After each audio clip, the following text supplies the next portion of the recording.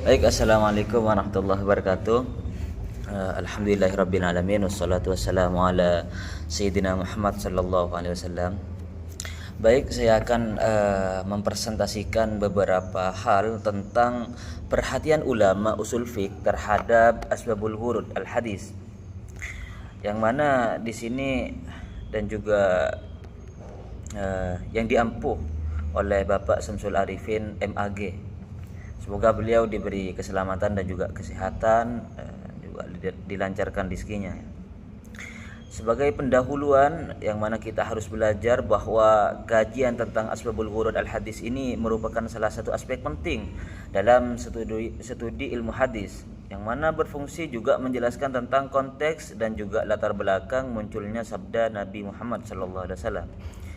Kemudian secara istilah itu asbabul wurud secara etimologis yakni berarti sebab penyebab turunnya hadis, dan juga secara terminologis diartikan sebagai keadaan atau peristiwa atau pertanyaan yang menjadi sebab Nabi Muhammad itu mensabdakan hadis tertentu.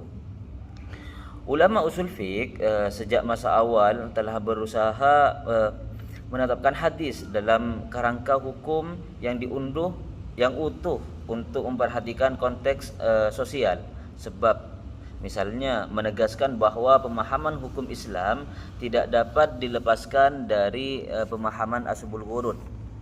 Dalam kerangka usul fiqh juga perhatian terhadap asbabul wurud memiliki nilai metodologis dalam menentukan keutamaan dalam indikasi makna dari sebuah hadis, sebagaimana firman Allah, A'udzubillahi minasyaitonirrajim, fa'tabiru ya ulil absar, maka ambillah pelajaran wahai orang-orang yang mempunyai pandangan. Ada beberapa rumusan masalah. Yang pertama yakni bagaimana perhatian atau urgensi asbabul wurud al-hadis dalam perspektif usul fiqh, yang mana yakni pengertian dan juga urgensi asbabul wurud al-hadis. Itu asbabul wurud al-hadis berarti sebab, penyebab atau peristiwa yang menjadi latar munculnya sabda Nabi Muhammad SAW. Menurut Al-Khatib Al-Baghdadi, asbabul wurud al-hadis ialah peristiwa-peristiwa yang terjadi dalam kehidupan Nabi dan juga menjadi sebab ucapan, perbuatan atau persetujuan. Imam Syafi'i dalam Ar-Risalah menegaskan bahwa pemahaman terhadap konteks hadis menentukan validasi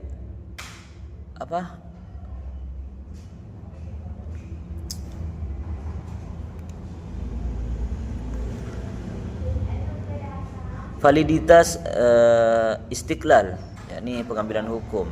Ia berkata, fa innal haditsa idza kharaja ala sababin fa innal fahma fihi muta'alliq bidzalika sabab. Apakah sebuah hadis itu munculnya karena suatu sebab atau pemahamannya harus terkait dengan sebab tersebut. Dan juga urgensi asbabul wurud juga berkaitan dengan aspek epistemologis dalam pandangan Al-Qarafi.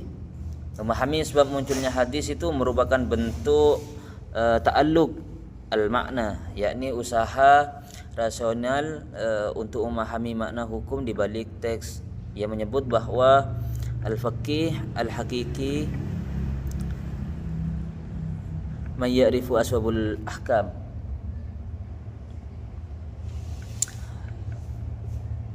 Contoh konkret urgensi asbabul wurud itu dapat dilihat pada hadis Nabi, la dararah wa la diraran, tidak boleh menimbulkan bahaya bagi diri kita sendiri maupun orang lain.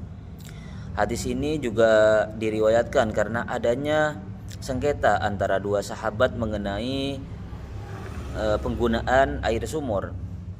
Mungkin segitu saja, semoga bermanfaat. Wassalamualaikum warahmatullahi wabarakatuh.